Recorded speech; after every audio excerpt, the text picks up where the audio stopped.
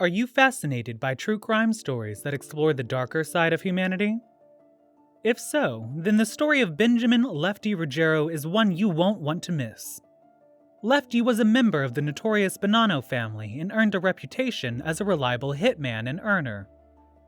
He participated in a variety of illegal activities and developed close relationships with other members of the Mafia. But it was his involvement in the Donnie Brasco operation that would make him infamous and lead to his arrest and conviction. Learn more about the brutal true story of Lefty Ruggiero, a man who lived and died by the rules of the Mafia. Benjamin Riggerio, who was also known as Lefty-Lefty Guns or Lefty Two Guns, was born on April 19, 1926 in the 4th Ward neighborhood of Little Italy, which is located in Manhattan. His full name was Benjamin Riggerio. In his younger years, he joined the Banano family and worked as a street soldier for the Capo regime, which was led by Michael Ciabella. During this time, he was under the direction of Michael Ciabella. Lefty was known for being an old-school member of the Cosa Nostra, and his no-nonsense attitude earned him a reputation for being a reliable hitman as well as a good earner. He was also known for his no-nonsense attitude. He was held in extremely high regard due to his keen understanding of Mafia politics and his unwavering adherence to the rules. Lefty, much like many other mobsters active during the same time period, participated in a variety of illegal activities, including bookmaking, extortion, and loan sharking. Additionally, he developed close relationships with other members of the Mafia, such as Anthony Mira and Philip Rusty, the latter of whom would go on to become a boss in the Banano family. Together, they decided to try their luck in the business world by purchasing a share in a fishery located in New York City's prosperous Fulton Fish Market. Lefty was able to land a no-show job that paid $5,000 per month, thanks to the efforts he put into this endeavor. On the other hand, the world would not have been aware of Lefty's notoriety if it weren't for the Donnie Brasco operation that the FBI conducted, which was subsequently adapted into a film. Lefty, the role that Al Pacino played in the film, is largely credited with contributing to the actor's global fame. In spite of his widespread notoriety, Lefty remains a mysterious figure, and a significant portion of his life and work are still shrouded in mystery. Despite this, he has earned a place in the annals of organized crime history thanks to his reputation as a Mafia member who does not tolerate nonsense and who follows the rules. Ruggiero's entire existence centered on his life as a member of the criminal underworld. Lefty, as he was more commonly known, took great pleasure in the independence that came along with his wise guy status. He was able to lie, cheat, steal, and even kill without consequence because nobody was able to hold him accountable for his actions. This way of thinking helped him earn the reputation of being a powerful mafioso and a ruthless killer, both of which were well-deserved.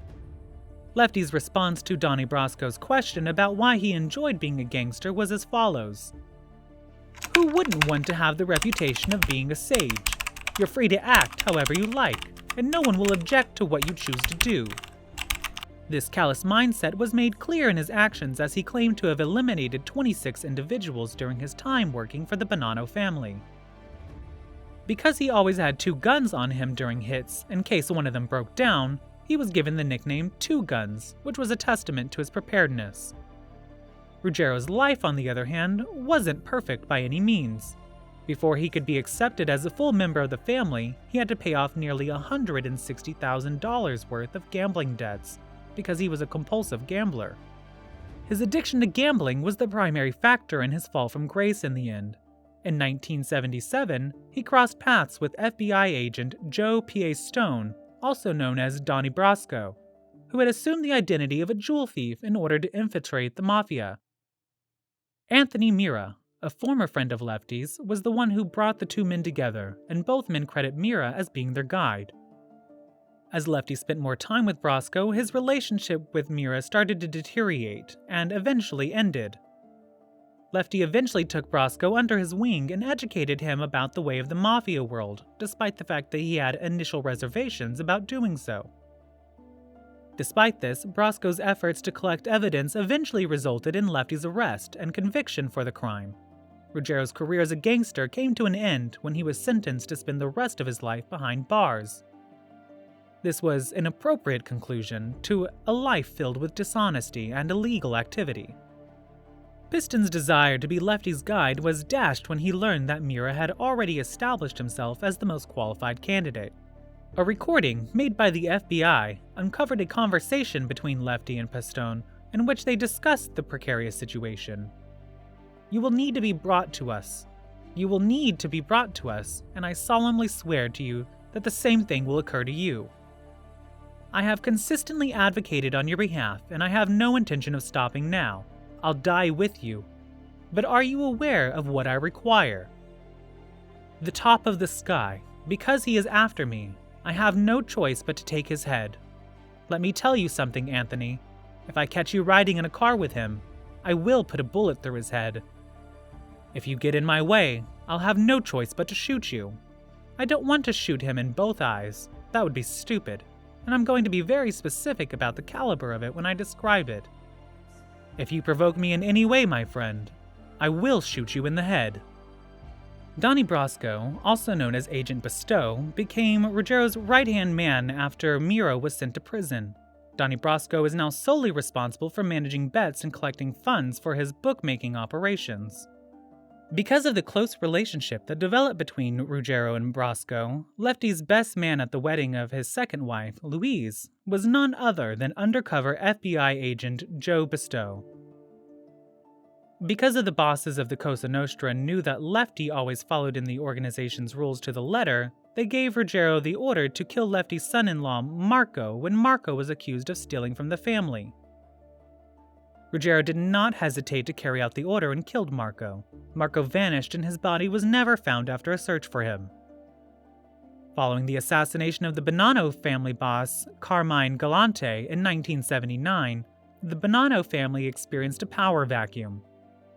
Lefty's longtime friend, Philip Rostel, took over the management of the family business after Galante's passing and continued to do so from behind bars. Rostel's leadership was challenged, however, by a group of individuals that were led by Alphonse, Sonny Red, and Delicato. It was around this time that Ruggiero became a member of the crew of Dominic Sonny Black Napolitano, an ardent supporter of Rostel. On May 5, 1981, the three rebel capos, including Sonny Red and Delicato, were murdered in a brutal manner after being lured to a meeting. The gruesome occurrence was depicted in Donnie Brasco, a hit movie from Hollywood that was made in the 1990s. After the deaths of the three capos, the FBI decided that it was time to call an end to the operation, and they relieved Pistone of his covert responsibilities as a result. FBI agents paid visits to Ruggiero and Napolitano's home, which led to the exposure of Pistone's true identity as Joe Pistone, an agent posing as Donnie Brasco, working undercover for the FBI.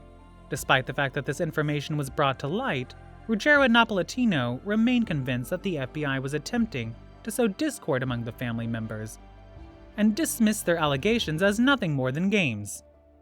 Nevertheless, Napolitano was compelled to look into the possibility that Donnie Brasco was in fact working for the FBI all along. On August 17, 1981, he was contacted and asked to attend a gathering regarding Stone.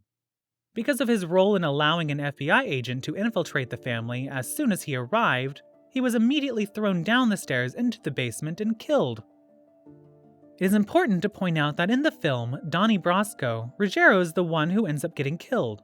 Nevertheless, this does not reflect historical reality.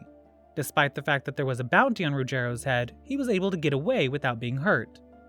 Lefty was taken into custody by the FBI, and the agency extended to him an offer of witness protection in exchange for his testimony against a Banano Borgata in connection with the murder of the three capos. Lefty, on the other hand, refused to cooperate, which led to him being charged with violations of the RICO Act, as well as other offenses.